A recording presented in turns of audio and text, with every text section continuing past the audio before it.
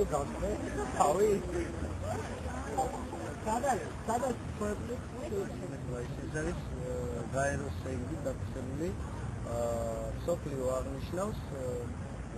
ჰომოფობიის საკმარისად ჩვენი მიზანი იყო უბრალოდ იმათ ხსოვნის სამართლისმცემლო თავადები და როგორც ეს მიღებულია ბერტონში ზოგან ფერად მისთვის უშვებენ ზოგან როგორც ჩვენ გავაკეთეთ ფინალში სამწუხაროდ ფერადი